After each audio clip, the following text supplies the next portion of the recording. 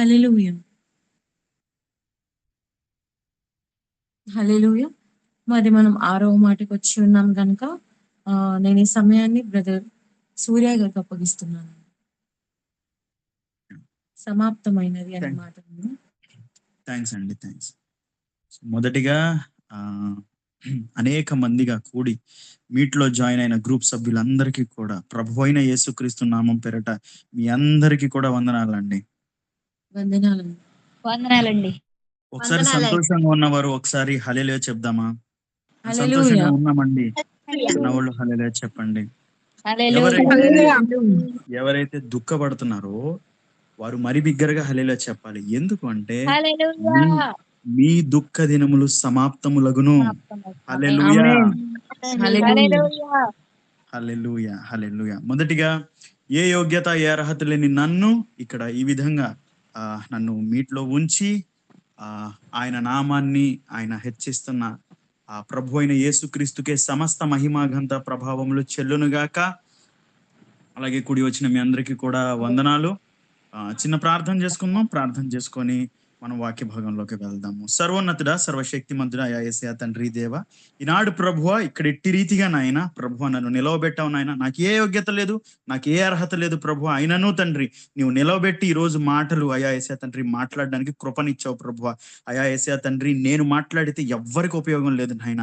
పరిశుద్ధాత్ముడా మీరు మాట్లాడండి అయ్యా. మీరు ఏది తెలియజేయాలనుకుంటున్నారో, ఎవరితో ఏ మాట సూటిగా స్పష్టంగా మీరు మాట్లాడాలనుకుంటున్నారో ఆ మాటనే మీరు మాట్లాడండి. తద్వారా అయా మా యొక్క ఆత్మల్ని పురికొల్పండి. ఆరిపోయిన అగ్ని ఆ యొక్క ఉజ్జీవపు జ్వాలని తిరిగి రేకెత్తించండి ప్రభువా. దాన్ని బట్టి ప్రభువా సమస్త మహిమాఘంత ప్రభావములు నీవే పొందుకోమని యేసు అతి పరిశుద్ధ నామములో అడిగి ప్రార్థిస్తున్నాము తండ్రి. ఆమేన్. ఆమేన్. సో సమయం ఎక్కువ లేదు కాబట్టి నేను వాక్యంలోకి త్వరగా వెళ్ళడానికి ప్రయత్నిస్తూ ఉంటాను. ప్రతి ఒక్కరూ చాలా జాగ్రత్తగా శ్రద్ధగా వాక్యాన్ని వినాలని నేను కోరుకుంటున్నాను. సమాప్తమైనది యోహాను సువార్త 19వ అధ్యాయము 30వ వచనం. ఎవరైనా చదవగలరా అండి? యోహాను సువార్త 19:30. ఎంతమంది బైబిల్స్ తీసుకొని కూర్చున్నారు? ఒకసారి హ్యాండ్ రైజ్ చేస్తారా? పర్లేదు, నాకు నా టైంలో ఒక 1 మినిట్ అయిపోద్ది దీని గురించి. అయినా నాకు చింత లేదు, పర్లేదు. ఎంతమంది నేను బైబిల్ తీసుకొని కూర్చున్నానండి, కనీసం ఫోన్లో అయినా వాక్యం చూస్తున్నానండి నేను చెప్తున్నప్పుడు అన్న వాళ్ళు మీ హ్యాండ్ రైజ్ చేయండి కొంచెం.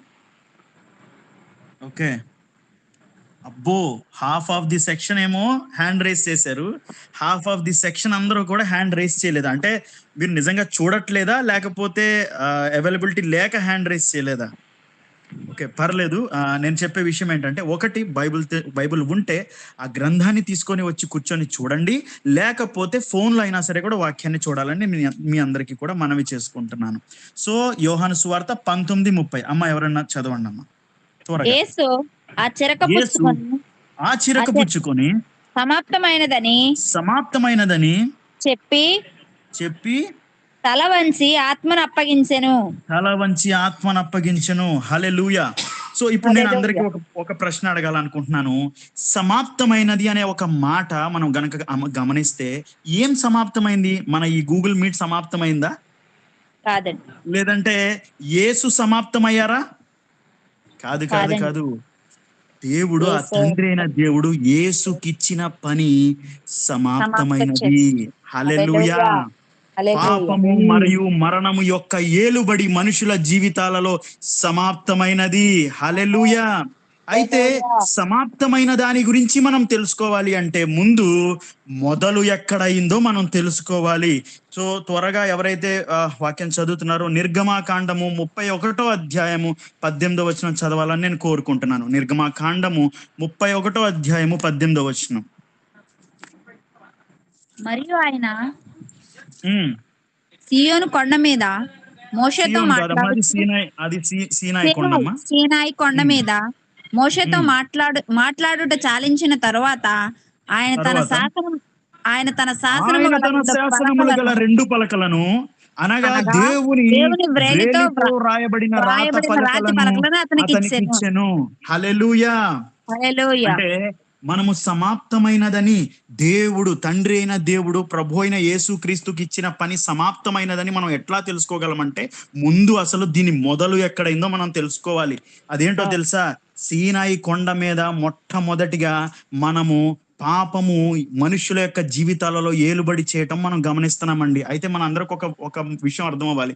అసలు సీనాయి కొండ ఏంటి, పాపము అక్కడ జనాలందరికీ పరిచయం అవ్వడం ఏంటి, పాపము అక్కడ పరిపక్వత అవ్వడం ఏంటి అని గనక మనం ఆలోచన చేస్తే, అసలు ఈ సీనాయి కొండ దగ్గర మోషే ఏం చేస్తున్నారు, ఆ మోషేకి వ్రేలితో రాయబడిన ఆ 2 పలకలు దేవుడు ఎందుకు ఇచ్చారు అనే దాని గురించి మనం ఆలోచన చేస్తే, మోషే అనేక మంది జనులని ఐగుప్తు దేశము నుంచి కానాను అనే ఒక ప్రాంతానికి నడిపించేటప్పుడు, వారు అరణ్య మధ్యలో ఉన్నప్పుడు అక్కడున్న ప్రజలు అన్నారు అదేంటంటే, మోషే ఎప్పుడు చూసినా దేవుడు నీతోనే మాట్లాడతాడా, మాతో మాట్లాడ్డా, మాతో అసలు పలకరించడా, ఎప్పుడు నువ్వే వెళ్ళి మాట్లాడతావేంటి, మాతో మాట్లాడ్డా ఆయన అని మోషే మీద సనిగినప్పుడు, అప్పుడు మోషే ఏం చేశారంటే దేవుడికి చెప్పినప్పుడు దేవుడు చెప్పారు అదేంటో తెలుసా, జనులందరితో మాట్లాడడానికి నేను ఒక కొండ మీదకి రానున్నాను, ఆ కొండ మీదకి అగ్ని వలె నేను దిగిరానున్నాను అని దేవుడు చెప్పినప్పుడు, మోషే ఆ ప్రజలకి చెప్పినప్పుడు ప్రజలందరూ కూడా ఏం చేస్తున్నారు, ప్రజలందరూ కూడా వెయిట్ చేస్తున్నారు ఎవరి కోసం అంటే ఆ తండ్రి అయిన దేవుని కొరకు,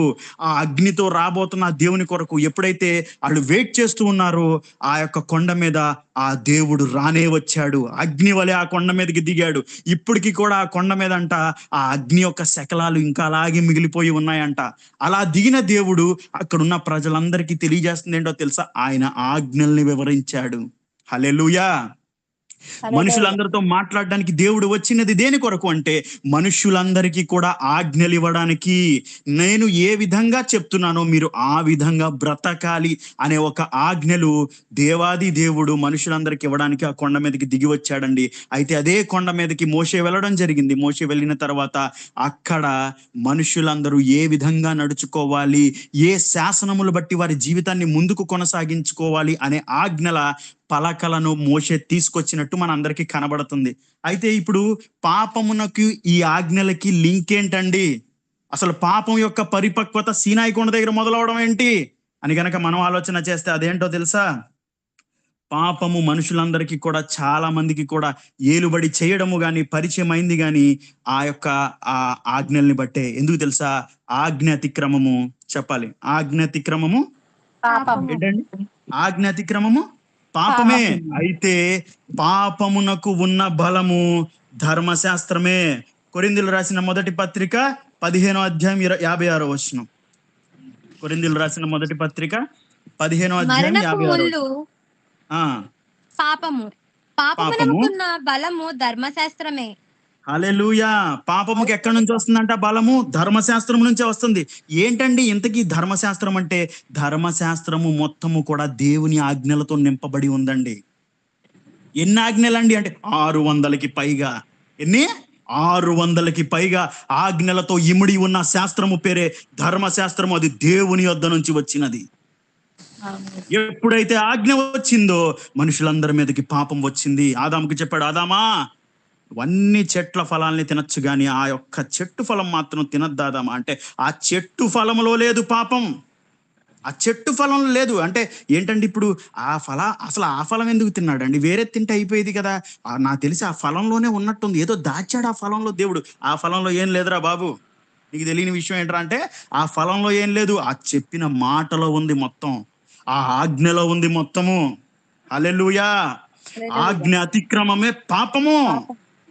ఈరోజు ఆనాడు 600కి పైగా ఆజ్ఞలతో కూడి ఉన్న ధర్మశాస్త్రాన్ని దేవుడు ఆ యొక్క మోషేకి అందజేస్తే, ఆ ధర్మశాస్త్రాన్ని ఎప్పుడైతే మోషే తీసుకొచ్చి జనులందరి మధ్యలో నిలబడి, ఇదిగో ధర్మశాస్త్రము దేవుడు మనకు అనుగ్రహించాడు, దీన్ని బట్టి మనం జీవించాలని ప్రభు కోరుకుంటున్నాడని ఎప్పుడైతే చెప్పాడో, ఆ ధర్మశాస్త్రాన్ని వీళ్ళు ఎప్పుడైతే వీరారో వీరందరూ కూడా పాపంలో బంధించబడ్డారు. ఆ లేఖనము, ధర్మశాస్త్రంలో ఉన్న లేఖనము అందరినీ కూడా పాపంలో బంధించింది. గలతీయులకు రాసిన పత్రిక 3వ అధ్యాయం 22వ వచనం. త్వరగా చదవాలి, సమయం లేదు మనకి. గలతీయులకు రాసిన పత్రిక 3వ అధ్యాయము 22వ వచనం. యేసుక్రీస్తునందలి విశ్వాసం మూలముగా కలిగిన వాగ్దానము విశ్వసించు వారికి అనుగ్రహింపబడినట్లు లేఖనము అందరినీ పాపములో బంధించెను. లేఖనము అందరినీ పాపములో బంధించెను. హల్లెలూయా. అంటే దాని అర్థం ఏంటో తెలుసా అండి? లేఖనము మనుషులందరినీ కూడా పాపంలో బంధించింది. It's not a fight between Jesus and Satan, it's a fight between Jesus and sin. Hallelujah. అవును, రాబోయే రోజుల్లో యేసు ఖచ్చితంగా సాతానుతో పోరాడతారు, యుద్ధం చేస్తారు, వాడిని కొట్టి వాడిని చెరసాల్లో వేస్తారు. ఇది ప్రకటన గ్రంథంలో చూస్తున్నాం. అది రెండో రాకడప్పుడు గురించి మాట. మరి ఇప్పుడు గురించి ఏంటి? సిలువలో ఉన్న యేసు దేనితో పోరాడుతున్నారు? దేనితో అంటే సాతానుతో కాదురా బాబు పోరాడేది, యేసు పాపముతో పోరాడుతున్నాడు. ఎందుకు తెలుసా? పాపము మామూలుది కాదు, మనుషుల్ని మాత్రమే కాదు, దేవదూతలను కూడా పట్టుకుంది అది. హల్లెలూయా. అనేక మంది నరకానికి వెళ్ళడానికి కారణమైంది అది పాపము. ఆ దేవుని యొక్క ఆజ్ఞ ఎప్పుడైతే వచ్చిందో ఆ ఆజ్ఞని బట్టే మనుషులందరి మీదకి కూడా పాపం వచ్చింది. అయితే ఒక విషయం నేను తెలియజేస్తాను, అదేంటో తెలుసా? సీనాయి కొండ ద్వారా మన అందరి జీవితాలలో పాపము ఏలుబడి చేస్తే, కల్వరి కొండ ద్వారా ఆ పాపము యేసు నామములో సమాప్తమైనది. హల్లెలూయా. సో పాపము యొక్క సమాప్తము కల్వరి కొండ, పాపం యొక్క పరిపక్వత సీనాయి కొండ. ఈరోజు నేను మీ అందరికి తెలియజేయాలనుకుంటున్న ఒక విషయం ఏంటంటే, 2 కొండల గురించి నేను మీకు పరిచయం చేయాలనుకుంటున్నాను. ఒకటి సీనాయి కొండ అయితే ఇంకొకటి గొల్గొతా కొండ, దానికి కల్వరి కొండ అని కూడా పేరు. సో కల్వరి కొండలో ప్రభు అయిన యేసుక్రీస్తు పెట్టిన ప్రాణాన్ని బట్టి, ఆయన చేసిన కార్యాన్ని బట్టి, ఆయన చిందించిన రక్తాన్ని బట్టి దేనికి సమాప్తమైందయ్యా అంటే పాపమునకు సమాప్తమైంది, మనుషులు పడుతున్న శ్రమలకి సమాప్తమైంది, మనుషులు పడుతున్న చింతిస్తున్న ఆ యొక్క వ్యాధులకి సమాప్తమైంది, అనేకమైన దుష్కార్యాలకు అది సమాప్తమైంది. ఎందుకు తెలుసా? కోర్టులో శిక్షలు ఎందుకు వేస్తారో ఎవరికైనా తెలుసా? కోర్టు తెలుసా? నాకు తెలుసు అన్న వాళ్ళు ఒకసారి హ్యాండ్ రైస్ చేయండి త్వరగా. నాకు కోర్టు తెలుసండి, నాకు న్యాయస్థానం తెలుసండి అన్న వాళ్ళు హ్యాండ్ రైస్ చేయండి. Very good. కొంతమంది అసలు హ్యాండ్ కూడా రైస్ చేయలేదు. వెరీ గుడ్, వీళ్ళు కూడా. అయితే ఒక విషయం ఏంటంటే, ఇప్పుడు కోర్టులో శిక్షలు ఎందుకు వేస్తారంటే మనందరికీ తెలుసు, ఎందుకంటే వాళ్ళకి శిక్షలు పడాలి, వాళ్ళు చేసిన తప్పులకి శిక్షలు పడాలని. అలాగే ఎవరికైనా ఉరి శిక్ష వేశాక ఆ కోర్టు జడ్జు పెన్ను ముళ్ళుని ఎందుకు విరగొడతారో తెలుసా? అంటే ఎవరికైనా డెత్ సెంటెన్స్ రాసేటప్పుడు ఆ యొక్క కోర్టులో జడ్జి ఏం చేస్తాడంటే, ఆ యొక్క పెన్ను ముళ్ళు ఏదైతే ఉంటుందో, అంటే ఆయన సైన్ చేసిన తర్వాత ఆ పెన్ను ముళ్ళను ఇరగొడతాడంట. ఇది తెలుసా ఎవరికన్నా? తల్లిదండ్రులు మనం తప్పు చేసినప్పుడు ఎందుకు కొడతారో, ఎందుకు తిడతారో తెలుసా? ఎందుకంటే తప్పులు గాని ఆ పాపాలు గాని మనం మరలా చేయకుండా ఉంటామని. కానీ ఒక విషయం నేను తెలియజేస్తున్నా, శిక్షలు వేసే కొలది తప్పులు పెరుగుతున్నాయా తగ్గుతున్నాయా?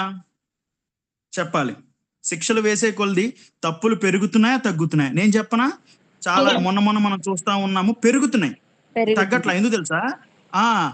మొన్న చూడండి, అత్యాచారం జరిగిందని విన్నాం మనం, ఎక్కడో ఎవరికో ఏదో ప్రాబ్లం జరిగిందని విన్నాం. వెంటనే అది ఇంకా అవలేదు, ఇంకో చోట వింటా ఉన్నాం.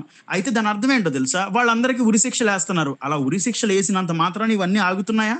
ఆగట్లా. కానీ న్యాయస్థానము శిక్షలు ఎందుకు విధిస్తుంది అంటే, మరలా మనుష్యులు ఈ తప్పులు చెయ్యకూడదు అని చెప్పే శిక్షలు వేస్తుంది. కానీ వాళ్ళందరి మీద ఏదో వారి మీద ఏదో ఆధిపత్యం పొందాలని, వారిని ఏదేదో చేసేయాలన్న విషయము కాదు.